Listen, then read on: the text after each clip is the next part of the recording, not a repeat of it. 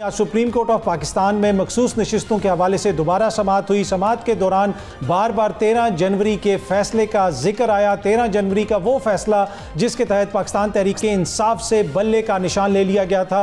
मोअज़्ज़िज़ chief justice ने कहा कि उस फैसले का कतन ये मतलब नहीं था कि जो आज़ाद उम्मीदवार हैं वो बल्ले का निशान अप्लाई नहीं कर सकते। चीफ जस्टिस साहब ने क्या कहा, ज़रा आप भी सुने। आप क्यों नहीं आपने मांग लिया bat, forget the party, bat symbol मांग लेते जो भी लोग करना चाह रहे थे इलेक्शन। वो तो बैट ओपन हो गया था, अब तो किसी के पास नहीं है ना, ओपन हो गया ना। जी, आपने सुना कि काजी फाइज ईसा साहब ने कहा कि इंडिपेंडेंटली आपने बल्ले का निशान क्यों नहीं मांगा। उसके ऊपर फैसल सदीकी जो वकील हैं सुन्नी इत्तेहाद कौंसिल के, उन्होंने क्या कहा, जरा ये सुनिए। That would be a clear subversion of your lordship's order. That would be violation of Supreme Court. Yes.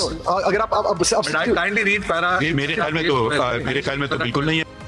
जी, वहाँ पे मोअज़्ज़िज़ वकील ने कहा कि ये तो एक तरह से हम जो अदालत का फैसला था उसकी मुखालफत में जा रहे होंगे, उसका कंप्लीट जो हम एक तरह से डिसरिगार्ड कर रहे होंगे अगर हम इस तरह हमें बल्ले का निशान मिल जाता। और जस्टिस मुनीब अख्तर साहब ने भी इसी तरह की बात की, लेकिन इसके ऊपर काजी फाइज ईसा साहब ने क्या कहा। Does the Supreme Court judgment say that individuals cannot be allotted the bat symbol?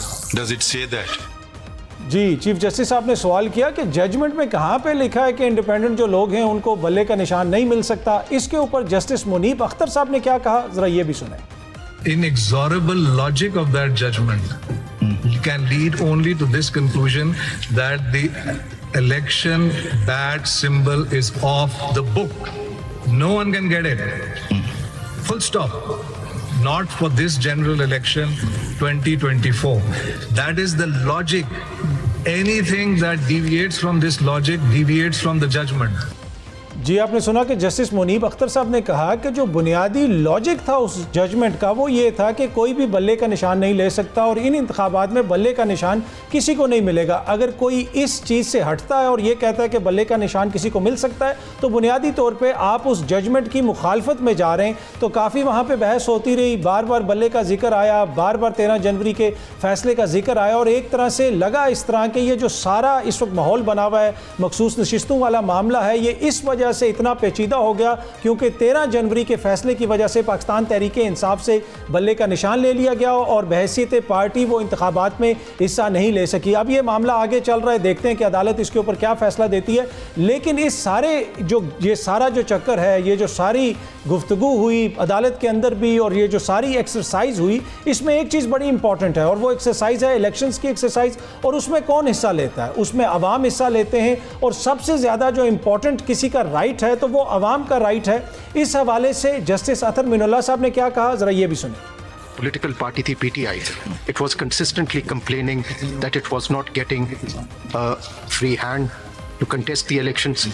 Level playing field नहीं थी। वो कंप्लेंट्स हमारे सामने नहीं है। Sorry, let me just complete. हमारे सामने आई। Let me just complete. We are the custodians of the fundamental rights, and those who are not before us, the voters, we need to consider their rights as well. What should be the approach of this court? Challenges were faced by one political party. It was complaining of a coercive apparatus of the state. We may pretend as if everything is hunky-dory. It is not.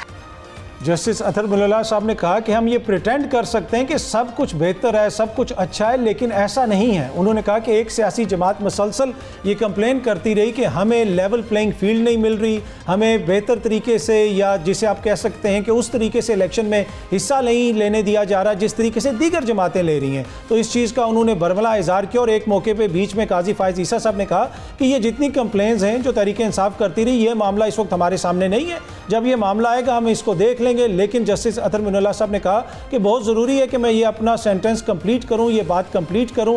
अब देखते हैं कि ये मामला आगे किधर जाएगा, क्योंकि ये सारा मामला इलेक्शन से जुड़ा हुआ है। और इलेक्शन को अगर आप देखें तो एक और कंट्रोवर्सी इस वक्त पूरी कौम के सामने और वो है फॉर्म 45 और फॉर्म 47 की। इस्लामाबाद के जो 3 हल्के हैं वहाँ पे भी फॉर्म 45 और 47 का मसला है। वहाँ पे तीनों सीटों के ऊपर नून लीग के उम्मीदवार यानी 2 नून लीग के उम्मीदवार और एक उनके हमायत याफ्ता उम्मीदवार कामयाब हुए और ये सारा मामला भी इस वक्त ट्रिब्यूनल के अंदर ज़ेर समाअत है।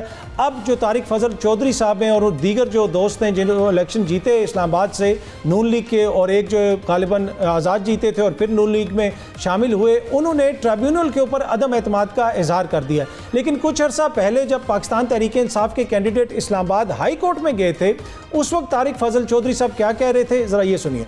इलेक्शंस के मुतालिक कोई भी शिकायत इलेक्शन ट्रिब्यूनल सुनेगा और हाई कोर्ट वो शिकायत सुनने की मजाज नहीं है। हाई कोर्ट ट्रायल कोर्ट नहीं होती, एविडेंस रिकॉर्ड नहीं करती, इसलिए इलेक्शन कमीशन भी ट्रायल कोर्ट नहीं होता, एविडेंस रिकॉर्ड नहीं करता, इसलिए इलेक्शन ट्रिब्यूनल मुकर्रर किए जाते हैं। जी आपने सुना, वो ये कह रहे हैं कि तहरीक इंसाफ वाले हाई कोर्ट में किस लिए गए हुए थे। इलेक्शन से मुतालिक अगर कोई भी दरख्वास्त है तो वो ट्रिब्यूनल सुनेगा, वो ट्रायल कोर्ट होगी, वहाँ पे शहादत पेश की जाएगी, वहाँ पे मुकदमा चलेगा। लेकिन आप उसी ट्रिब्यूनल के ऊपर ये अदम एतमाद का इजहार कर रहे हैं। और एक और चीज़ जो बार बार इनसे पूछी जाती है कि जनाब फॉर्म 45 कहाँ पे हैं, और ट्रिब्यूनल ने भी इनको यही कहा है कि आप फॉर्म 45 जमा करवा दें, लेकिन इनकी जानिब से अब ट्रिब्यूनल के ऊपर अदम एतमाद का इजहार किया जा रहा है। फॉर्म 45 के हवाले से 3 महीने पहले तुमने प्रेस कॉन्फ्रेंस में क्या कहा था, जरा वो भी सुन लें। हम सबके पास तीनों हल्कों के सारे फॉर्म 45 मौजूद हैं। जिस फोरम के ऊपर हमसे ये फॉर्म मांगे जाएंगे हम ये पेश करेंगे।